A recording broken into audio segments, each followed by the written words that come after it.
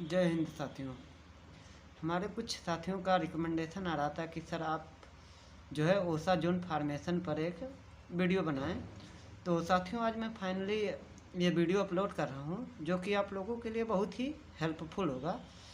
जैसा कि साथियों हम लोगों को पता है कि हमारे सिलेबस में डायरेक्ट ओसा जोन फार्मेशन का रिएक्शन जो है डी फार्मा सेकेंड ईयर में नहीं है, लेकिन जब हम लोग ग्लूकोज और फ्रुक्टोज का स्ट्रक्चर पढ़ते हैं तो उसमें हमें इसे एक सपोर्टिव रिएक्शन के रूप में देना पड़ता है, क्योंकि ये हमारा जो ओसाजोन फार्मेशन होता है ये हमारा क्या करता है, ये प्रूव करता है कि हमारे ग्लूकोज या फ्रक्टोज में जो है वो फ्री एल्डिहाइड ग्रुप प्रेजेंट है या फिर alpha hydroxy carbonyl group present है। तो आज हम लोग देख लेते हैं साथियों कि ये जो है ओसाजोन फार्मेशन होता क्या है। साथियों जैसा कि आपको दिख रहा होगा कि ओसाजोन फार्मेशन यानी ओसाजोन फार्मेशन को R R Amadori rearrangement of glucose, या फिर हम इसको क्या कहते हैं, एमाडोरी रीअरेंजमेंट ऑफ ग्लूकोज। तो साथियों जैसा कि आप लोगों को रिएक्शन दिख रहा होगा, ये हमारा ग्लूकोज मालिक्यूल है जैसा कि आप लोगों को पता होगा, जबकि जिसके सबसे ऊपरी कार्बन पर हमारा एल्डिहाइड ग्रुप होता है और नीचे CH2OH होता है। ठीक, तो शायद आप लोगों को ये पता हो कि ग्लूकोज में 6 कार्बन होते हैं और क्या होता है, इसको अरेंज करने का यानी इसको ड्रा करने का मैं सबसे शॉर्टेस्ट ट्रिक बता रहा हूँ कि आप लोग क्या करेंगे, 6 कार्बन की एक श्रृंखला बनाएंगे और नीचे लिख देंगे CH2OH और ऊपर लिख देंगे CHO। उसके बाद आप क्या करेंगे, नीचे से जो है राइट साइड पे OH OH H OH, आपको याद हो गया होगा, OH OH H OH।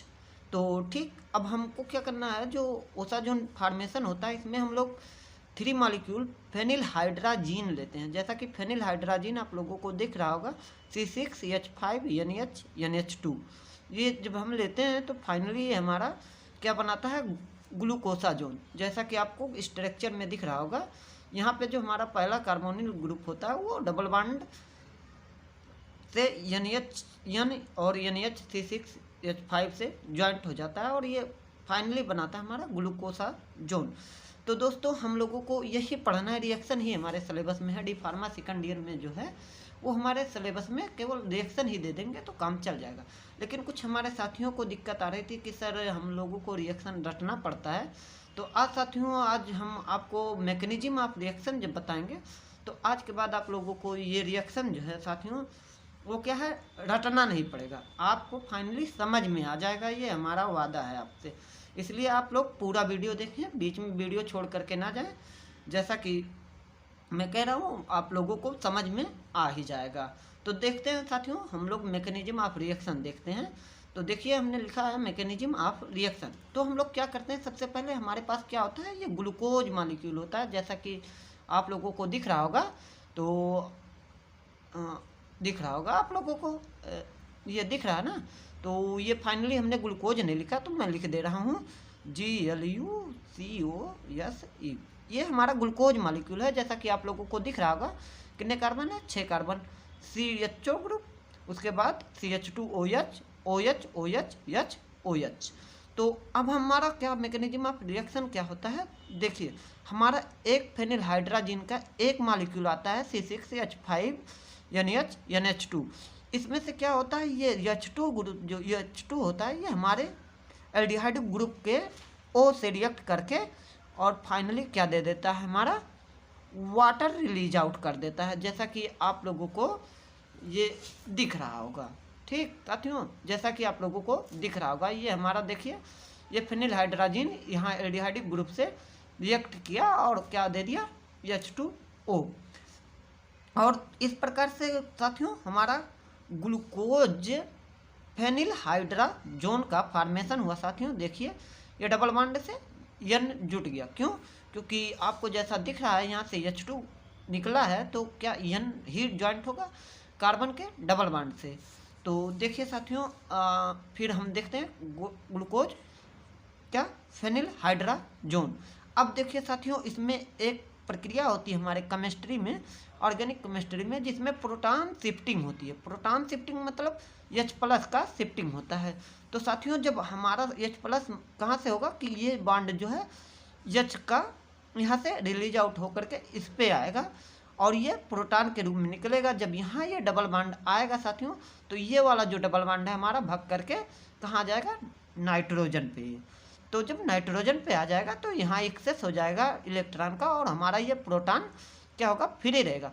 तो ये हमारा नाइट्रोजन जो है इस प्रोटॉन पे कब्जा कर लेगा, यानी इस प्रोटॉन को पकड़ लेगा।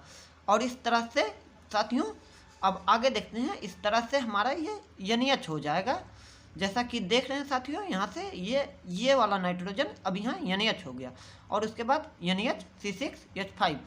अब साथियों मेन जो रीअरेंजमेंट होता है हमारा यहाँ पे होता है।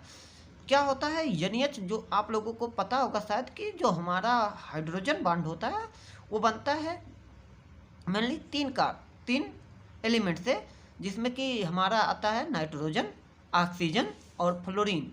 ये क्या है, मोस्ट इलेक्ट्रोनिगेटिव एटम होते हैं और ये हाइड्रोक्सिल ग्रुप के H से हाइड्रोजन बॉन्ड फॉर्म करते हैं। तो साथियों इस प्रकार से जो ये NH है ये क्या करेगा, एक हाइड्रोजन बॉन्ड फॉर्म करेगा हमारे इस सेकंड कार्बन पे प्रेजेंट OH ग्रुप से। और OH ग्रुप पे जब ये बॉन्ड फॉर्म करेगा तो H को ये अपनी तरफ अट्रैक्ट करेगा, यानी खींच लेगा।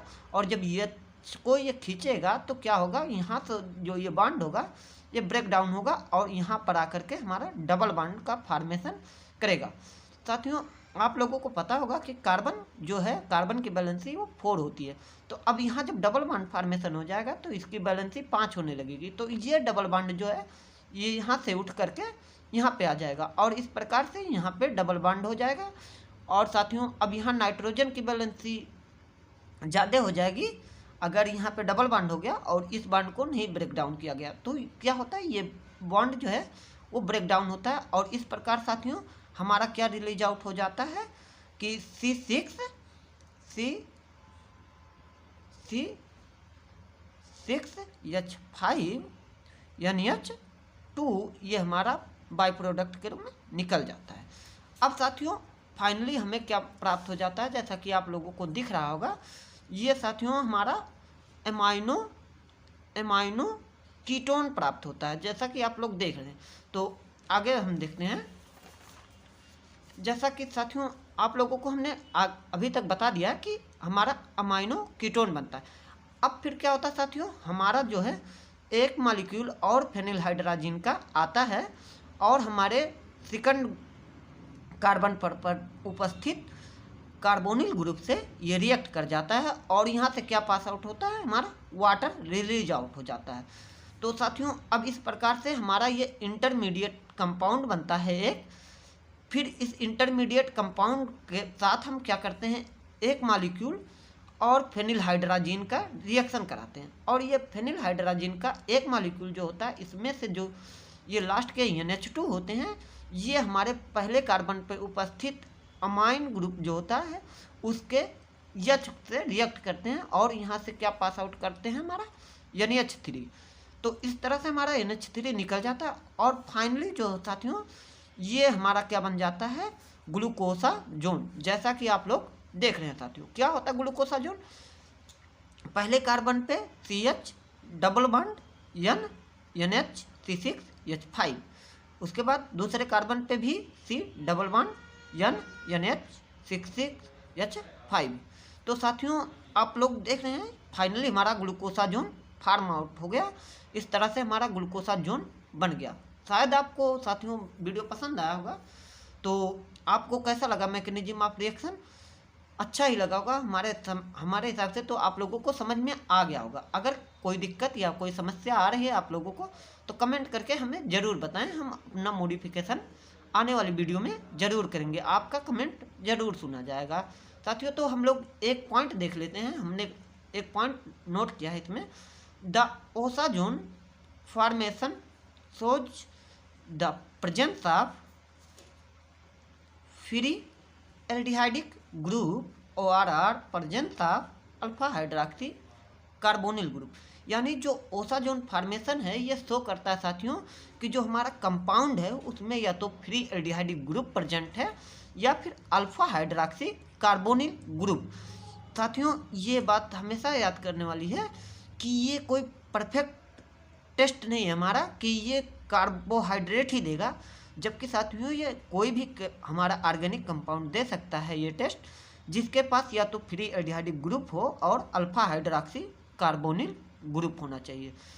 तो साथियों जहाँ तक मैं अपेक्षा करता हूँ शायद आप लोगों को ये वीडियो समझ में आया होगा, और अगर आपको इसी तरह से आगे वीडियो चाहिए तो आप लोग कमेंट करके बताएं। जो टॉपिक आप लोगों को डी फार्मा सेकंड ईयर में या डी फार्मा फर्स्ट ईयर में कठिन लग रहा हो वो कमेंट करके हमें बताएं, हम उस पर भी वीडियो बनाने की कोशिश करेंगे। जय हिंद साथियों।